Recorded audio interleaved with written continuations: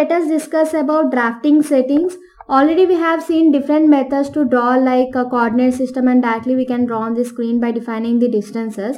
So right now we are going to discuss about drafting settings. Drafting settings are nothing but settings useful for drawing. Okay, if you want to get tracking lines, or if you want to restrict your cursor on the screen, etc., we can go for these options. Okay. So to apply the drafting settings, DS is the shortcut key, and just go for DS and just go for snap and grid, and you can see that default X and Y spacing is 10 by 10 and grid spacing is also 10 by 10. So I am not setting any snap setting right now. Just let us observe on the screen first. I'm going to take one line command, and I'm just trying to rotate that line. Okay, just I'm moving that line on the screen, and we can see that there is no restriction between the points. Okay, if I'm setting DS and the snap setting, so just I'm going to turn on the snap mode, and here snap X spacing and Y spacing will be applied on the screen, and this type of snapping is known as rectangular snap. Okay, if cursor is restricted to X and Y distances, then that comes under rectangular snap, and we can adjust the grid spacing also if required. So here we are able to see the small grids on the screen. Okay, this small grid spacing is known as the grid spacing. So let us check that on the screen now. And yeah, I'm going to take a line or polyline, anything is okay. You can see a restriction on the screen. Okay, so let me just zoom in the screen. You can see 10, 20, 30, etc. Okay, multiples of 10 in X direction, and similarly in Y direction 10, 20, 30 again. Okay, so since the snap settings are 10 by 10, we are seeing the 10 by 10 differences over there. And if you want to change the difference over there like X spacing and Y spacing, simply you can change the value here. If I want 6 in X spacing and Y spacing as 3.5, that is unequal distances, then you have to uncheck this equal box here, and you can change the X and Y spacing. And similar way, if you wish to change the grid, you can change the grid mode here also. So 6 and this is 3.5, and click on OK. Make sure the snap mode is on, and F9 is the shortcut key, or else this is the icon for snap mode. Okay, so again I'm going to take the line, and you can change, there is a change in the screen. Okay, there is a change in the grid. So if I'm going to take first point, and second point is at 6, and this is showing 6 multiples here. Okay, let us check the grid spacing first. So grid X spacing is 6 and Y spacing is 3.5, and here also grid X is 6 and 3.5. So click on OK. Take the line command. So just let me zoom this one, and you can observe that after zooming you can see 6, 12, 18, 24, etc. on the screen. Okay, so it just depends upon the zooming and the distance between them. Okay, if you wish to draw any simple figures by using the graphical method, then this method will be useful for you. Okay, so just you have to define the required distances over there, and simply you can draw like this. Okay, it will be useful for simple figures. If you have any complex figures, then you have to follow different methods. Okay, and similar way, next method is polar snap. After polar snap, we'll see the isometric snap. And if you want to get back for normal screen, just keep equal here. Okay, and all the grids will be changed to 6 by 6, or else whatever the specified spacing is there, that it will be changed according to that. Okay, and next one is polar snap. So polar snap is something related to angles. Okay, so polar snap, when we are using polar snap, what happens is the cursor will be restricted to certain distance at certain angle. So we need certain angle, right? In order to see the angle on graphically on the screen, just go for polar tracking and keep the increment angle. Okay, the increment angle will be 90 here. Just you have to change the required angle over here. Okay, so if I'm going to keep 30, and make sure that you are turning on the polar tracking here. Okay, and here under polar angle measurement, we are going to have the absolute and relative to last segment. Okay, so let us check this one. If you are having absolute, and click on OK. So just I'm going to take a line command, and I'm going to turn off the dynamic input. So just F12. I'm going to take one random point, and you can see on the screen you are going to get polar 0, 0, and angle is also 0. So after certain distance, you can see the distance as 50. Okay, so since the polar distance has been 50 here, on the screen also we are going to see the 50 here. So let us check in DS. See, here we are having 50 distance. You can check that to 50 or you can make it as 30, etc. whatever the value you need. And make sure that you are turning on the snap mode and click on OK. So just take the line command and you can observe on the screen now 30 less than 0 and similarly 60 less than 0. Okay. So the cursor will be restricted to specified distance and its multiples. Okay. So if you are giving 30, it will be restricted to 30 multiples. If you are giving 10, it will be restricted to 10 multiples. Okay. And you can see the green line at 0 and next at 30 degrees and next 60 degrees. Okay. So since we have kept increment angle as 30, we can see the tracking is restricted to 30 increment angles. Okay. So angle will be increased by 30 degrees. And if you want to define another angle, just you can go for polar tracking, and from the increment angle you can choose any other angle. If that is not listed in the increment angle, you can define that in the additional angle. Okay. So if I want to get something 33 like that, so simply click on new and you can add 33 here. And if you want to delete any other angle, simply select and delete here. Okay. So in absolute method, what is happening is, whatever the figure we are going to do there, each and every angle is calculated with respect to 0. Okay. Say for example, I am going to take 30 here and again I am going for 60 degrees. Okay. And as I kept 33 in between, we can see 33 on the screen. Okay. So I am going to draw a line in 33 degrees. And if you are going for the next line, we can see that the previous line is acting as 33 only. Right. So this is absolute method. Here we are going to take each and every angle with respect to the previous each and every angle is taken with respect to 0 angle. If you are setting the angle for relative to last segment, okay, polar angle measurement relative to last segment, then we can see that. So let the polar distance be 15 for example. You can change to other distances and taking the line command, 15, 30, 45, etc. And I'm going to draw a line at 60 degrees. And if you observe, when we are going for 60 degrees, that previous line will be showing as 0. And we can see that on screen it is showing relative polar. If you are keeping absolute, it will be showing just polar. If you are keeping relative to last segment, it will be showing as relative polar. Okay. So according to your figure, you can set these settings over there. Okay. If you want to make use of absolute, just keep for absolute option, or else you can go for relative to last segment. Okay. So just whatever is applicable, you can set according to that. Okay. So like this, we can restrict the distance as well as angle on the screen. So whatever the polar format we have seen in coordinate system, that is at the rate of d less than theta, that is given graphically on the screen by using the polar snap and the polar tracking under the drafting settings. Okay. So similarly, we are going to have the isometric snap also. So just go for isometric snap and we can observe that X spacing has been off here. Okay. And just go for polar tracking here. The default option will be track orthogonally. Okay. Under object snap tracking settings, it will be track orthogonally. So just change it for second option and turn off the polar tracking since we don't need any angular tracking here.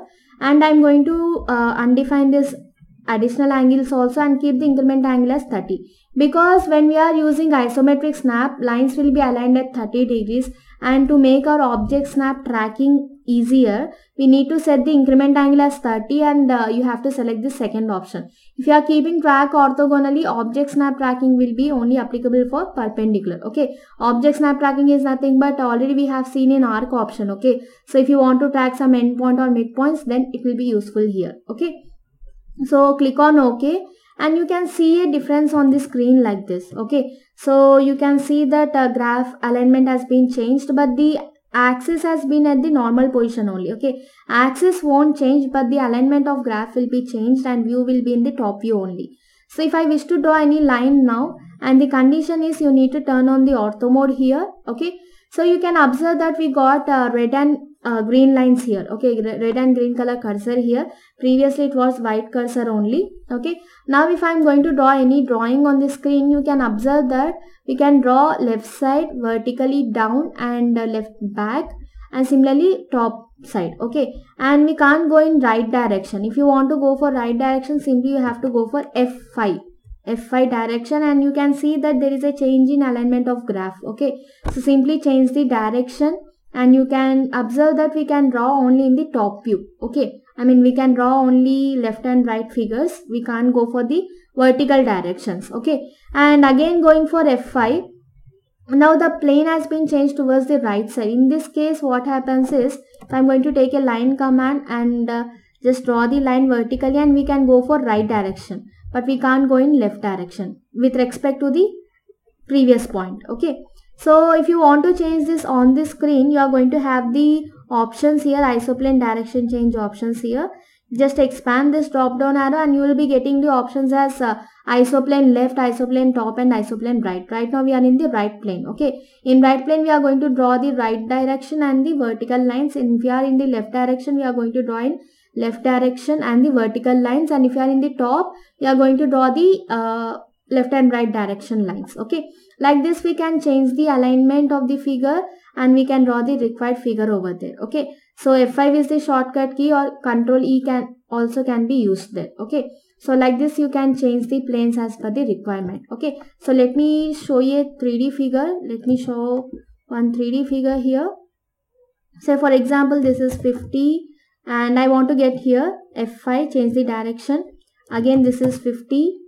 So let us take this as 10 and just let it be something around 20, and this is 10 again, and this is also 20 again, and let us take this as 20, and again this is okay. Let us take the total distance, and as I said, object snap tracking settings to be 30 degrees, as we adjusted to 30 degrees over there. You can simply track if required. Okay, you can simply track and place the point and you can close the figure like this.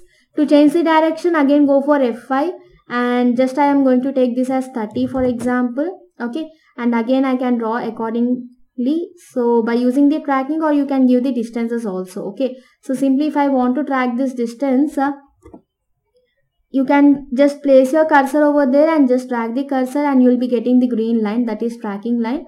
So you can draw the figure like this. Just escape and select the line tool again. So just I'm going to show the tracking purpose here. Okay, so if you don't know the distance or you want to use the tracking, so you can simply use this method. Okay, like this you can draw some 3D figures by using the object snap. So this is purely of 3D line diagrams. Okay, solids is different thing.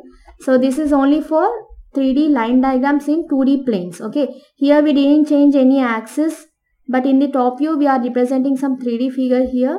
Okay, like this we can do the 3D figure by using the isometric snap under drafting settings. Okay, and one more thing.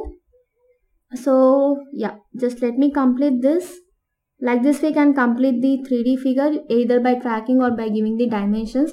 And if you want to show some holes or openings here, you have to use isocircle, and in order to get the isocircle, EL is the shortcut key. So you have to go for the ellipse and you have to choose the isocircle from the list, and just wherever you want to draw, just specify the center and you can draw a circle like this. Okay, and sometimes it might be displayed in different directions. You can change it by using F5 key again. So just you have to orient according to the figure. You have to change the orientation according to the figure, adjust it and draw the circle. Okay, whatever radius you need, just give the radius. Okay, this is the method of drawing the isometric figures.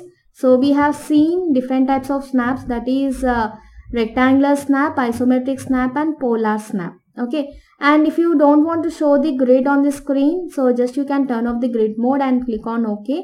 You can see that there is no grid on the screen. If you want to turn on, F7 is the shortcut key, or else this is the icon. Here we are going to get the grid mode here. Okay, and a grid will be displayed in other screens also, that is layout and block editor. We'll discuss that in those screens. Okay, already we have seen the grid spacing, and polar distance is something related to polar snap. And coming to grid behavior, here we having adaptive grid. Okay, let me show in rectangular snap, it will be easy to observe. And if you are keeping allow subdivisions below grid spacing, okay, let me turn off that and click on OK. You can see when I'm zooming the screen, up to some extent we are able to see the grids, but after some time of zooming we are not able to see any grids on the screen. Okay, so if you want to see the grids after zooming in the screen, then you have to set this option. Okay, just make sure that you are allow subdivision below grid spacing option is on and click on OK. So if I am going to zoom in the screen, we can observe that even though when we are zooming the screen, we are going to get multiples of grids on the screen. Okay, so that is nothing but allow subdivision of grids on the screen. Okay, and similarly next one is under DS we are going to have the display grid beyond limits.